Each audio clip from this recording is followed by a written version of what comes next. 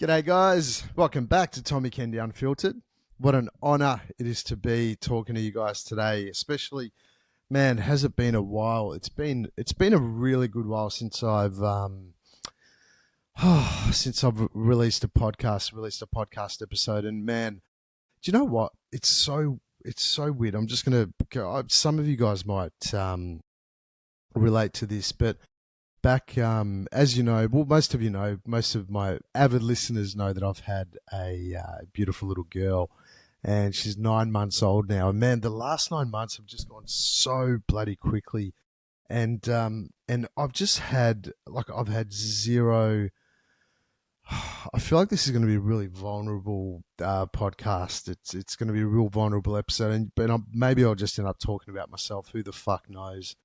But it's been such a weird 9 months in that I haven't had the urge or the energy or even the creative flair to really do anything in terms of what I used to be doing, like with the coaching and posting on socials all the time, and even the podcast, which I so dearly love. Just to be able to sit behind this microphone every single week and just have a little yap to you guys that are listening. And it really has. Sorry, I just moved seating positions, but it really has been an incredible journey of just understanding myself a little bit more. And man, those of you that have kids, you would definitely know about the challenges and the struggles and that come with being a parent. And I find that most of the challenges that I've had is just getting used to this new life that I live. And for those of you that haven't had kids, we all go through transitions, and throughout those transitions, something happens on the other end where you have to become a new person. There's no other way of going about it. If you don't, your life's going to stop, and you can have these emotions of like, fuck, I was thrown into this without my choice, which is not my experience. Well, you know what? In all honesty, sometimes I do feel like that. Sometimes I do feel that I I didn't think this through in terms of what actually comes with having a kid and how that changes things. And look, obviously I don't feel that I was pressured into it or anything like that, because I don't. But what I do feel is that definitely before jumping into something as massive as this, you probably should sit back and go, well, how's this going to look, and maybe do a little bit of planning. And me and Nick didn't do any planning. I mean, look, we did do planning in terms of having the kid, but we didn't do planning of actually getting a structured outline of how it's going to look. And I don't know if anyone does do that, because I think even if you do get a structured outline, the chances of you knowing what that's going to look like, it probably fucking goes out the window. But with me, I really do feel that I, I wasn't ready for what was to come. And it's also been an incredible transition for me, because I'm a stay-at-home dad, so pretty much 4 days a week, maybe sometimes more. I'm at home looking after this little fucker, and it's for me, the type of person I am. I'm such a free spirit, and in some ways, it feels like my wings have been clipped. But also on the other end of that, I every single day I have these moments of just like, oh my God, I'm so fucking blessed, so fucking lucky. And we got really lucky with little Winter Rose. She is such a good baby. She sleeps through the night. She's not a chucker. She doesn't fucking cry all day long. We really did get lucky. And she's moving ahead in strides. Every day she does something new. Like even just little things. Like today, she I stuck my tongue out at her, and she stuck her tongue back out at me. I'm like, oh my god, we're actually communicating. Holy shit, this is massive news.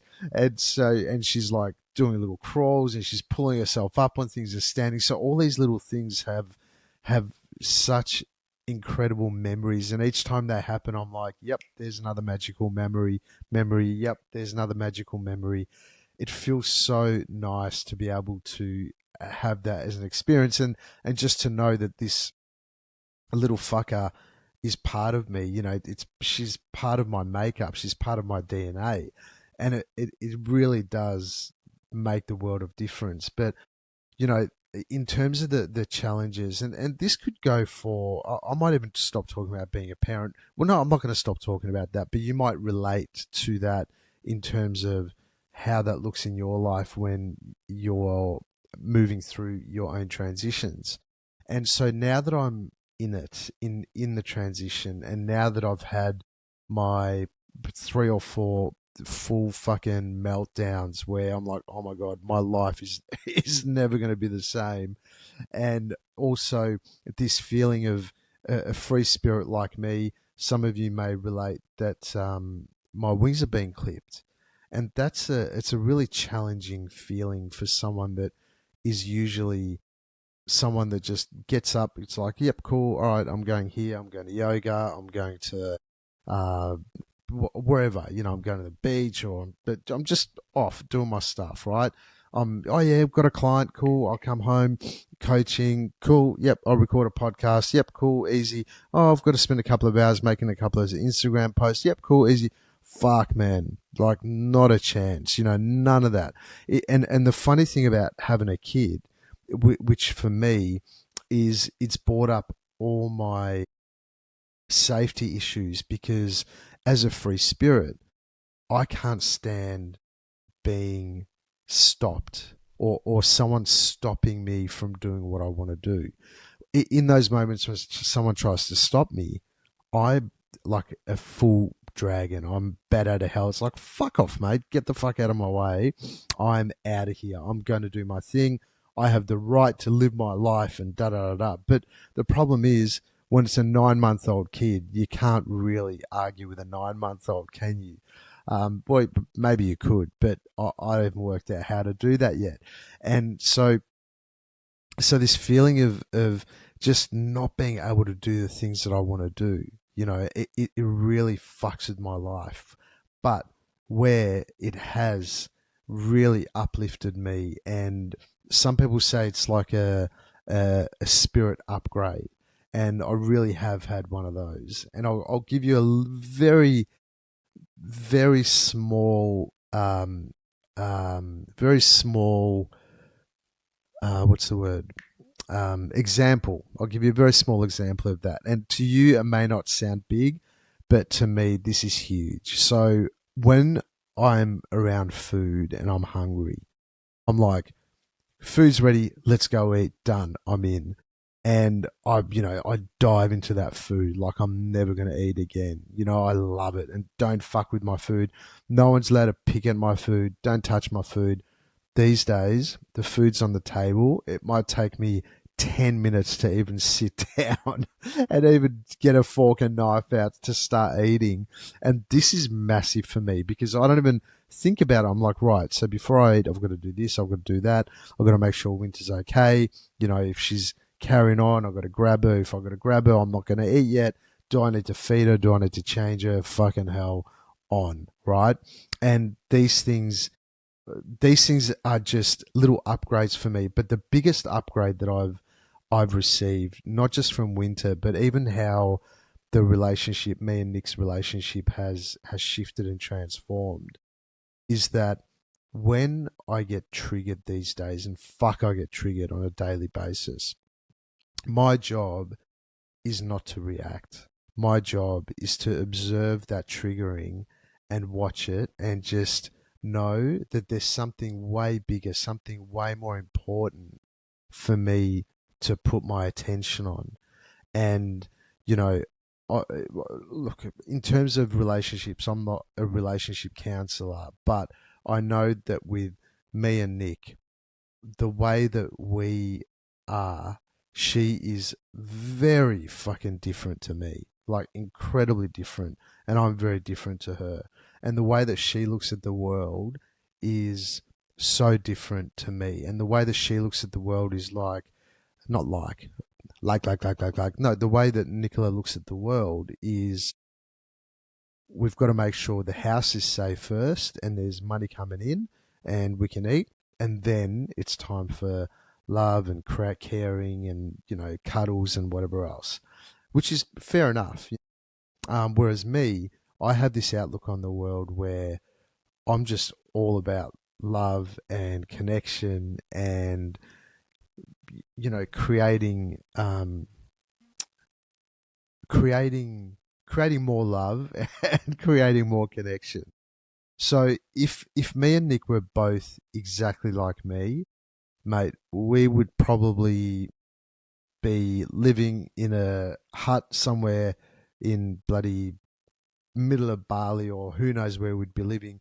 And yeah, that's all fun and great, but would Winter be as well looked after as what she is? I'm not sure. I don't know.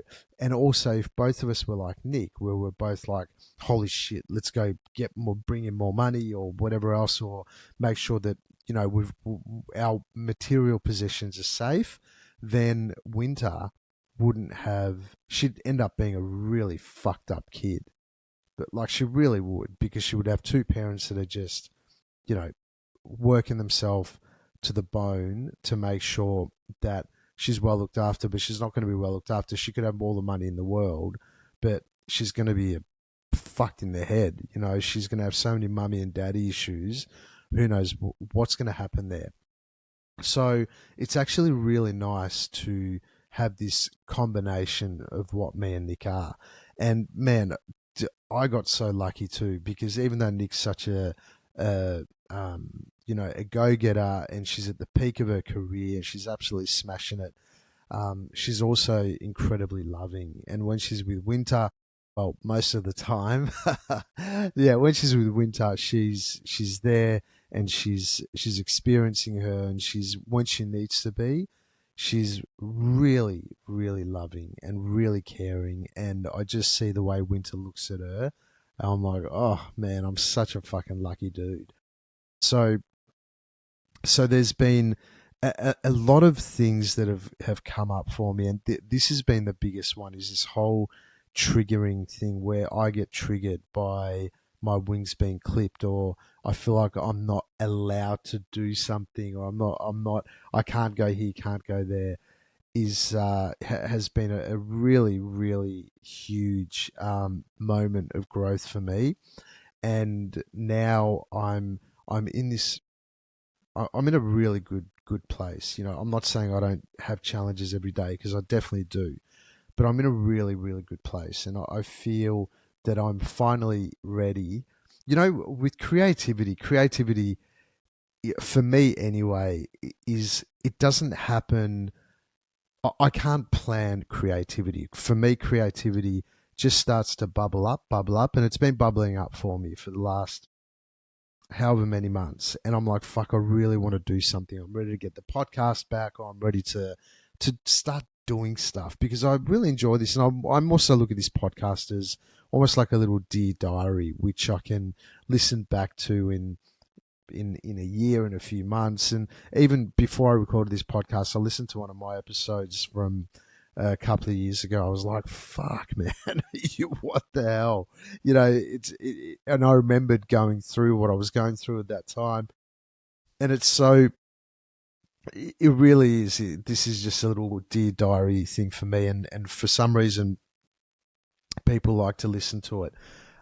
So yeah, anyway, so creativity, what am I talking about? Fuck, I just go off the rails here and there.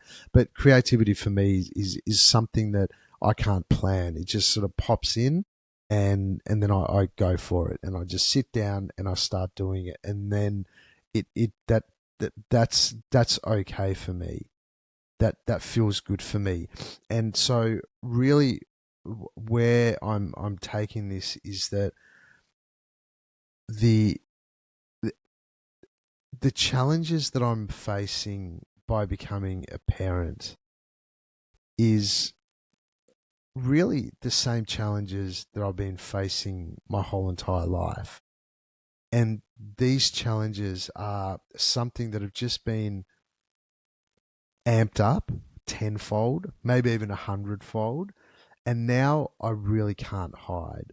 I really have to be able to look at these triggers and these challenges that are coming up for me. And I have, and I'm looking at these in a way of almost stepping back from my life and taking a little look in, like my friends would, um, like someone else would look in. Some people look into my life and think, man, he's such a lucky dude. He's just a cool dude. He's got everything going on. He's killing it. But some people might look into my world and go, man, I don't know how this guy has survived for 48 years, but he's got a good smile and he's a fucking good dude. So it's all different. But I try and take a step out of my life and look in, and I I really have began to re-choose myself every single day. I choose my happiness. I choose how I want to turn up in the world. I choose myself, and obviously, another big part of that when you become a parent is boundaries and knowing when to fight and when to just sit idle. I'm not a good fighter. Nick is an incredible fighter. She is a lawyer, as most of you know. I've mentioned that before, and she's really fucking good at arguing because she always wants to win. Whereas me, I fucking hate arguing. No, I'm not one to these days, to be honest, I'm not one to shy away from an argument. I stand into the fire because I believe that my boundaries are just as important as anyone else's. And in order for us to bring up a really wonderful little girl, and I'm not trying to make sure that she's not affected or she doesn't have money issues, or not money issues, or mummy or daddy issues. She's going to have mummy and daddy issues. I already know that. So I'm not trying to shelter her and trying to make her perfect. But one thing that I'm doing is every day I'm choosing to be a fucking amazing dad. And I really am quite surprised at how good I'm doing. And on top of that, there's this real fine balance between having your life and what's important, like kids and jobs and friendships, but also being able to step out and have a little dig at the things that really truly matter to you.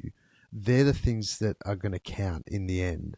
And the things that truly matter to you, they matter to you because you feel the energy of it. So I get excited. For me, it's a feeling of excitement. It's a feeling behind my lungs. It's just this little flutter of energy that happens behind my lungs. And I love it there. And I'm like, okay, this feels really, really good. I want to go with this for a little bit longer. Let's see what happens if I put some more energy into it. Let's see what happens if I go for it. You know, the simplicity of recording this podcast, just setting this mic up. I haven't done one for so fucking long, and just setting it up and going for it. It's been a fuckery. It's fucking 20 to 8 at night in the evening on Sunday night. And I've said since Thursday, I'm recording a podcast and I'm here. I'm recording the podcast, but now it's fucking 20 to 8 on a Sunday, but I've done it and I'm super excited. So anyway, the Tommy Kennedy Unfiltered moving forward, it'll have a little bit more structure and I want to make it a little bit more conversational. So I'm going to start to get guests on and it'll be here. Set up this little studio thing at home. So it'll be here. It'll be 2 chairs and I'll have some guests on. I've got a couple of really good, cool guests coming on. I've got 3 that are already on. I'm going to get one on next week. Maybe it'll be next week, but it's not. I think these episodes will be bi-weekly and we're just going to have conversations. We're just going to talk about life. We're going to talk about good stuff, bad stuff. We're just going to have really. It's more of a conversational podcast that I'm looking to do here, and I'm super excited to get that started and give that a whirl. And really, it's just going to be me chatting to people that I'm super interested in, which I love the idea of. And I feel like I've done like 100 and fuck, I don't know how many episodes. Maybe it's closer to 200. I can't remember, but I think I've done enough yapping on. And if you want to learn anything about yourself, I'm sure if you look through those podcasts, you are going to find some sort of gold. There'll still be episodes of me chatting just like I am now. This is my first one, but it's just we're here, and that's what we're doing. And thank you for listening today. I am super blessed that I got to grab your ears, and yeah, I'll fucking see you later, guys. Catch you later.